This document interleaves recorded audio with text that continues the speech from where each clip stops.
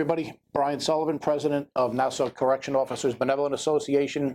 I'm here with this version of our COBA podcast because I'd like to explain a couple of the issues with the contract, some of the questions that came up. Some people have a little confusion on some of the issues that are in the MOA, that are in the fact sheets. And I'm hoping to clarify some of the issues here now, and so people can understand exactly where we're coming from and exactly what these items in the memorandum mean. Over the last couple of days, having meetings and being in the jail, some issues came up that it was a little confusing to people about what exactly goes on with the healthcare contributions and where certain numbers came from. So I'm hoping that I could explain this to everybody here, and you'll get a better grasp on some of the things that people were originally getting.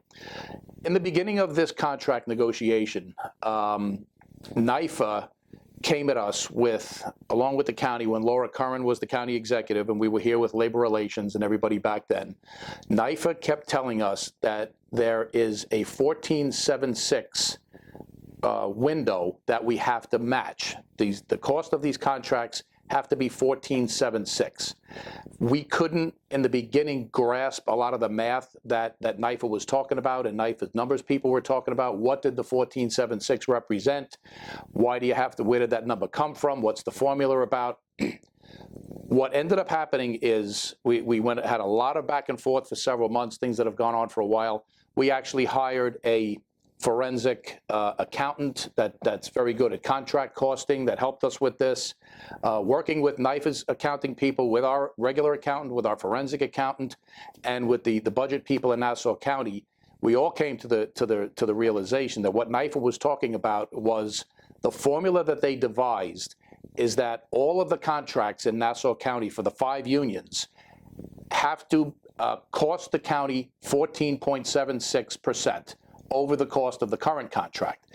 That so they can meet the out years master financial plan for the county to make sure that the county's ability to pay stays within that 1476, so the county doesn't go into the red again and and prolong the control period or prolong NYFA's intervention here, however long that's going to be. So what ended up happening here is we all realized, we all got the numbers together. We're not just relying on a couple of us here that are good with numbers and things like that. There's been a lot of input on all this stuff. And at the end of the day, these contracts all have to conform to 1476. Otherwise, NYFA is not going to approve them. And that's what the bottom line is here.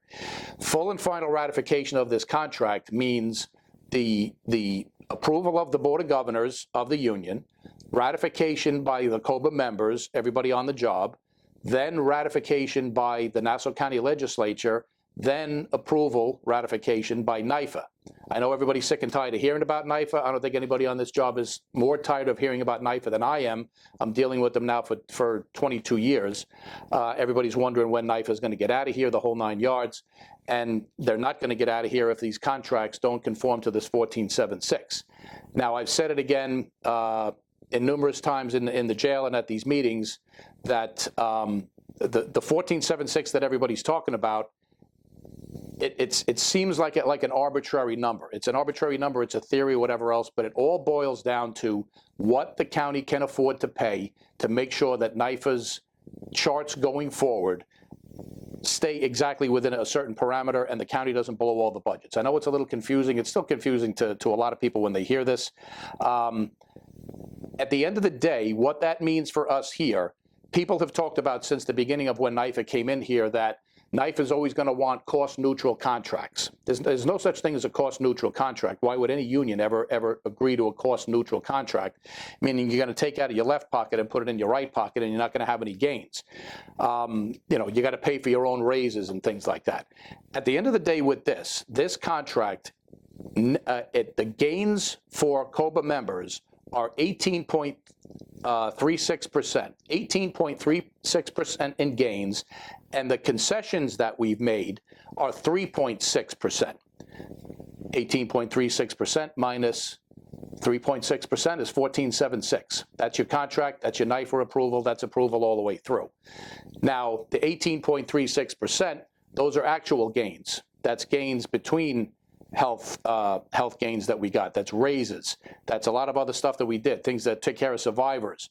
The 3.6%, not all of it is stuff that comes out of your pocket. Some of it is, that I'll get into in a minute, but that's not, some of it is not actual money. Some of it is actual money, and I'll explain that in a couple of seconds. So I hope everybody's clear on the 1476 aspect. There's no cost neutral contracts. Obviously, there's gains to be made here. It meets NYFA's thresholds for them to approve the contract. That's why we signed the contract. That's why we're moving forward. In explaining the health contributions, this was a question that came up numerous times in the last couple of days with several of our members. They didn't understand. I actually put out today it's Wednesday, as of the date that I'm making this, it's Wednesday, August 17th in the afternoon. Yesterday, I put out an email explaining about the compounding. There seems to be a lot of confusion. People on our job think that the contribution into healthcare is, it's in the contract. It says 2%, 2.25%, 2.5%. Some people are mistakenly under the impression that that means the first one is 2%, the next one is an additional increase of 2.25%, and then the third one is an additional increase of 2.5%. That's 100% wrong.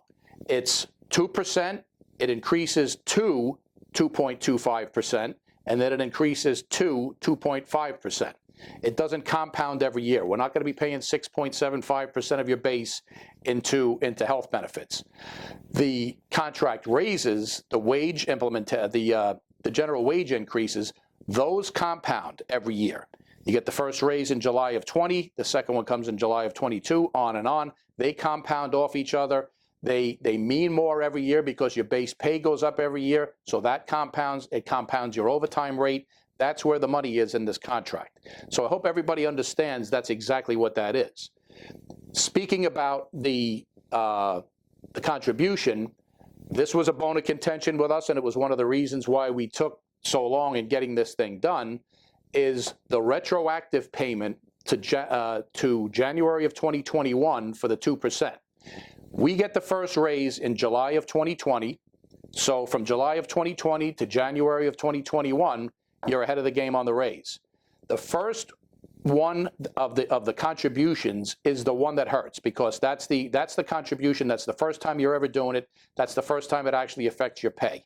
So January of 2021 is the first contribution. So you had 6 months of a raise, then you have the contribution. You basically have 6 months of just about a wash till the following July 1st of 2021. You get the next raise. You're off to the races after that, aside from the little bump of 0.25% and 0.5%, but then everything's compounding after that. I hope that explains, exactly what the deal is with that. NYFA, we tried to get them to push that to January 1st of 2023. NYFA dug their heels in. They wanted to hold off on the implementation of the senior officer stipend, or actually one of the first 2% raises. We weren't going for that, because the sooner you get the raises in your contract, whether it be the senior officer stipend or the 2%, 2.5%, 3%, the sooner you get that, the sooner you're able to compound your raises as you go out in the contract. So if we were to push the contribution out to January of 23, we would have to give up one of those to stay within this 1476 parameter. We weren't willing to do that.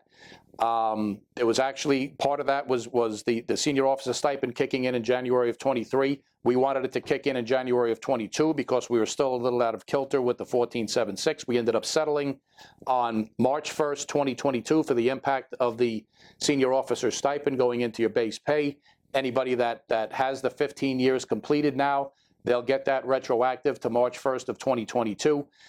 And the other question that came out of this is, do I have to write the county a check for that retro back to January 20th? No, nobody's writing any checks.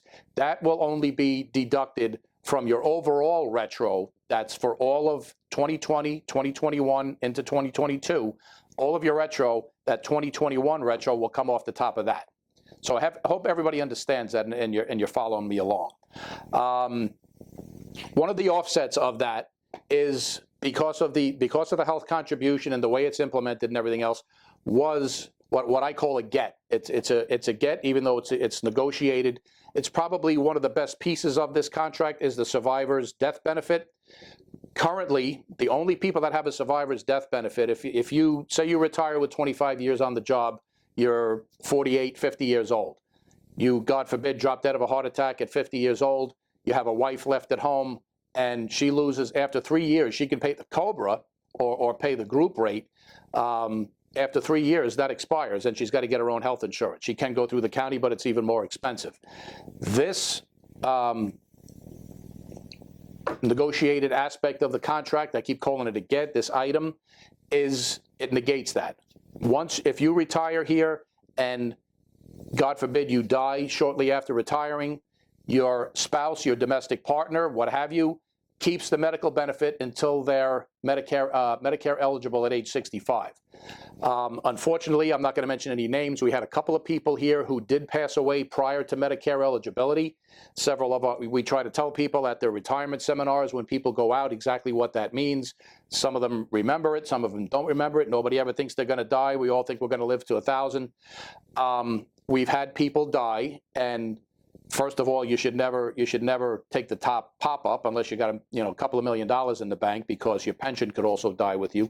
I've had several occasions, unfortunately, that I have to deal with survivors where they don't take the proper pop-up for your pension. The pension dies with the member, and they don't have the medical in retirement because they're not at Medicare eligibility. Imagine leaving a spouse after 30 years of marriage or whatever else, or a domestic partner, and they don't have a pension or they don't have medical benefits. This rectifies that. The pension is still your option that you get to take. I recommend you don't take it, but this rectifies the health benefits, and I think that's a huge gain for us in this contract, and I don't want to leave it on the table. Another issue that came up is the NUMC post coverage.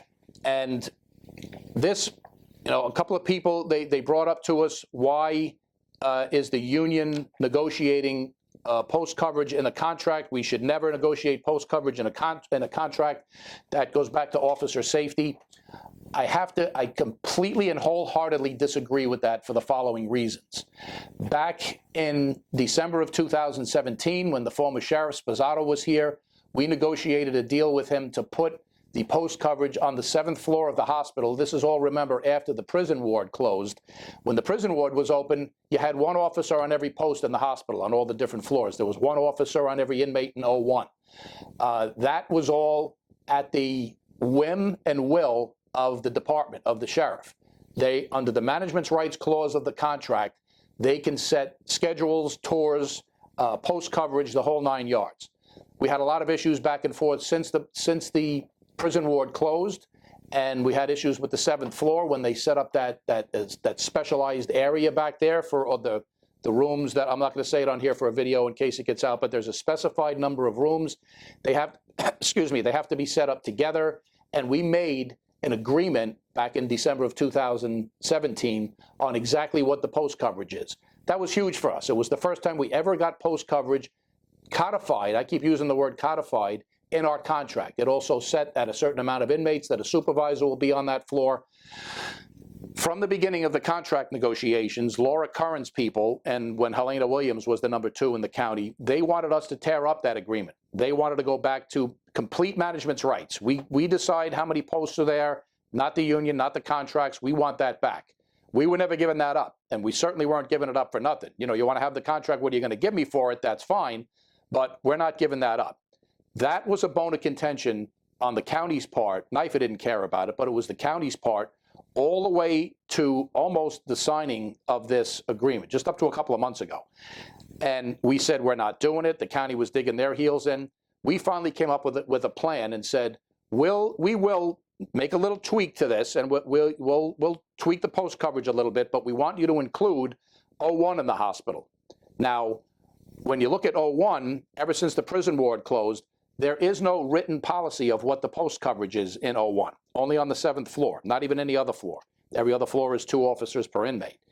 Since the prison ward closed, and at the complete discretion of management's rights, there's been 3 officers for the first inmate, 2 officers for the other ones. The trade-off that we made is to put that post coverage in the contract where it's still 3 officers for the first inmate. For the second inmate, you'll add 1 additional officer, so now you have 4 officers for 2 inmates. Every inmate after that gets 2 additional officers. The biggest get, and I keep using that word in this contract, is that now you have all of the hospital codified in your contract. Now, we all know that they haven't been using the 7th floor of the hospital during COVID because they needed the 7th floor because of their telemetry and everything else. They set up that specialized area on the 11th floor of the hospital where the configuration, they establish a certain configuration, and they've been doing it on the 11th floor. To 2 posts, one on the 7th floor or the 11th floor if they're using it, and one in if they have 3 different floors open, depending on what the head count of the inmates are, 4, 5, 10 floors open, they can only affect the O1 and one of the other floors for a total of 2. Other than that, everything is 2 officers on every inmate. So I hope that people understand what the union's purpose was behind this. You're not negotiating post coverage. We actually got more into the contract. If it was up to me, I would have every post in this jail codified in the contract, because then that takes away management's rights.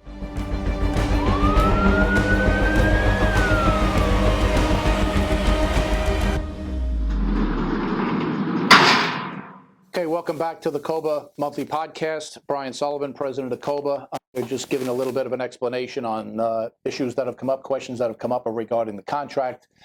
We still have a few meetings left. I'm going to have union reps, VPs, and delegates in the jail over the course of the next week or so. We haven't settled the date of the contract vote yet. I'm hoping it's going to be the end of next week, around the 25th or so, but it all depends on how fast the Board of Elections can get us the ballots and the machines ready. There was, obviously, I think I told you before, I know I said it before, it was also in the emails that Levittown Hall, we couldn't do the meetings there because they're doing early voting, so we were a little delayed with getting the machines because of early voting in the general elections. But the outside latest was going to be August 31st, but I'm hoping the vote can be taken around August 25th or so. But we're going to have plenty of time for all questions to be asked. There will be absentee ballots made available once we have the ballots made here for those questions, and we're going to move on. Another question that came up is about the FLSA overtime, reducing the 24 hours at straight time down to 16 hours. I'll read that clause to you. Effective January 1st, 2023, and continuing annually thereafter, up to 2 hours of non-FLSA overtime worked in each pay period by an employee shall be paid at the straight time rate, and that shall be capped at 16 hours per employee annually. That's the first 24 hours of overtime you work every year clause in the contract at the straight rate is being reduced to 16 hours. I've said this several times to many members over the last several days at a couple of lineups and at the meetings, that the reason why the county asked for this FLSA language is because of the current FLSA overtime lawsuit that we have against them. I'm actually going to be giving a deposition next week on this. Back when they weren't paying the overtime in a timely manner, and they were kind of waiting, and sometimes you were missing pay and all that stuff. That goes back a couple of years. That's all kind of started coming to a head now. It's gelling, and one of the issues that the county was made aware of, and we were made aware of, is FLSA parameters that they have to stay within. There's a lot of different issues with the Fair Labor Standards Act, FLSA. The county requested, they actually agreed to drop the 24 to 16, but they requested to do it 2 hours per pay period up to a maximum of 16. We actually in the union believe that's a benefit to our members because you'll get more overtime sooner. And if they don't happen to take it out, they have to pay you the overtime rate. But if you work 8 hours, your first 8 hours in a pay period, they take 2 hours out, they pay that at the straight rate, you'll get paid at the straight rate, and then 6 hours at the overtime rate. Those 2 hours for each pay period add up until it's 16, and then you're done, and you've got 24 down to 16. Obviously, we tried to get rid of the whole thing and have all the overtime paid. You're back to 14.76, have the parameters fit in, the whole 9 yards, yada, yada, yada. The last bone of contention that we have is the vacation. In 2023, there will be a cap at 125 hours of vacation accruals. And I know this bites people, it bites me. I'm a senior officer here, I got 34 years on the job. For me, it means 7 days that I would lose of my bonus days. You can accumulate up to 120 hours, which is 15 days. That goes back to, and I've said this numerous times over the last 2 or 3 years, NIFA and their pattern that they were setting about the issues that they wanted to address. Countless times we've talked about how NIFA was holding everybody to the pattern of what they felt got everybody to the pattern. The two police unions, which I can only speak about now, who are the only ones that got their contracts, it's the detectives and the superior officers. It was in the PBA's deal, but they voted theirs down, so they're going to come back. And I say this all the time: if anybody's got a friend that's a cop, ask them if they have that same contract put in front of them again, if they would vote for it. 95% said they would vote for it. They had a lot of problems with their union. They had some people out there were spreading misinformation. I'll just leave it at that. The detectives and the Superior Officers Association agreed in their contracts already for 3 years they're going to give up vacation time, similar to ours. The PBA did the same thing. You could probably guarantee that they're going to see that again. Just some other things that they talk about in these other contracts and about what we gave and what we didn't give, and I have on the boards that are at the meetings, and I have in the fact sheets about comparisons to other people. The two police unions, and like I'm saying, you're going to see it again with the PBA, all these additional tours, additional 12-hour tours, additional 8-hour tours, additional 10-hour tours. The detectives actually have 5 extra additional tours for incumbent people and 15 additional 8- and 10-hour tours going forward after the ratification of their contract. They dropped sick days that they get every year for incumbent people and additional further sick days for new people that get hired. Every one of them came up with a new hire salary schedule, much like we did. If you become, the PBA's schedule was set to become, I believe it was at least 9 steps, maybe 10. The superior officers and the detectives, if you get promoted to detective or to sergeant, you have to finish the PBA's salary schedule first, plus $1 until you finish that. That's a huge amount of money for people that become detectives and superior officers in Nassau County Police Department. We have a lot of it. There's termination cap reductions, the recall. If anybody comes in from home, they automatically get paid 4 hours. The county wanted that reduced to 2 hours. We did not do that. Anybody that's on this job 15 years or more at least remembers years ago we had a Me Too clause reopener problem with the PBA. I'm not going to hold punches. We all know what it was. And back then, it was kind of used as line items. If anybody, and they had a lot of politicians got afraid about these reopeners because of the cost of, they thought it was like an automatic reopener. I automatically have to pay another union if you get something better than they do. Back then, if we had $1 added on to our longevity, and the PBA did not get $1, then the contract, they could claim that they could reopen. This is different in this. It's reopeners about the 1476. This is the totality of the contract, the net gain of the contract, so we don't have to worry about individual line item issues.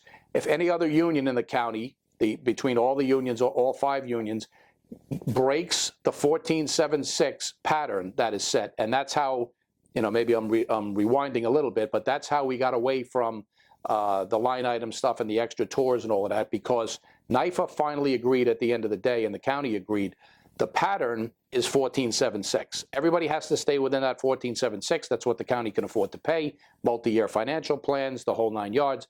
As long as everybody stays within the 1476, everybody's fine. If somewhere along the line there's an agreement, you get 14.80, 1477, we get the right to reopen and negotiate for that greater benefit. That's more than likely never going to happen.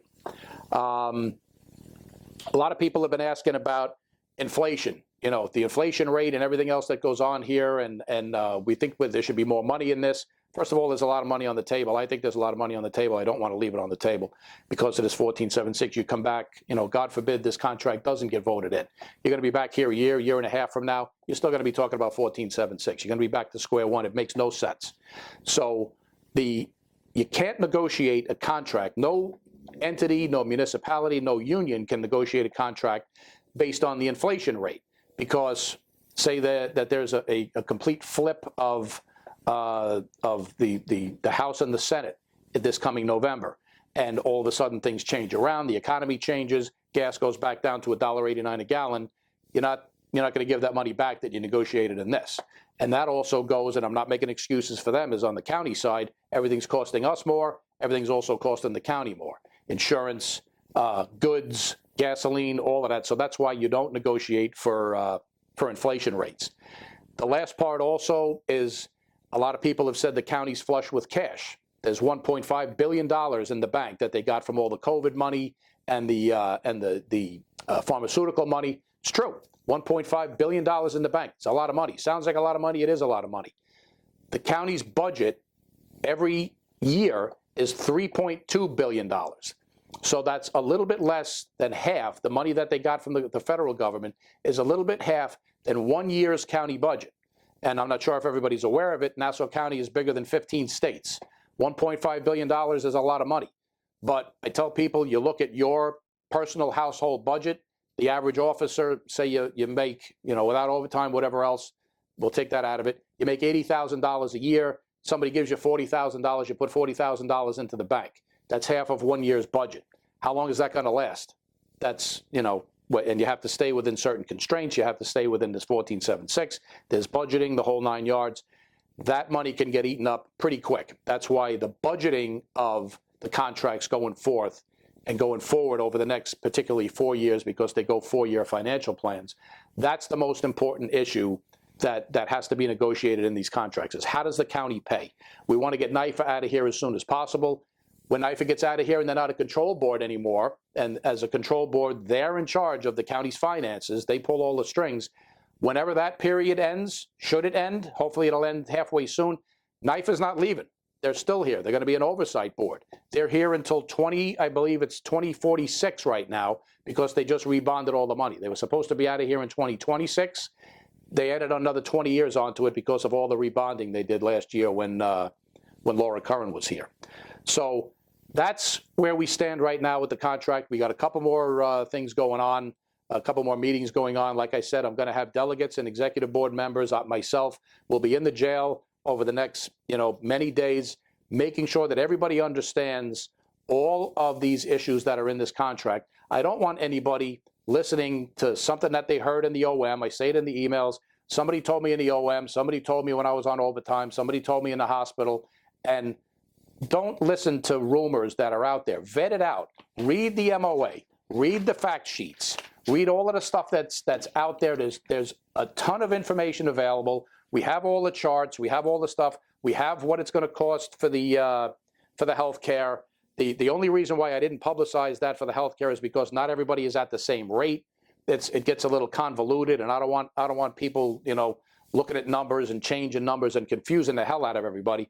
We have the exact rates that everybody's going to pay through all the steps, through all the ranks. It's all there.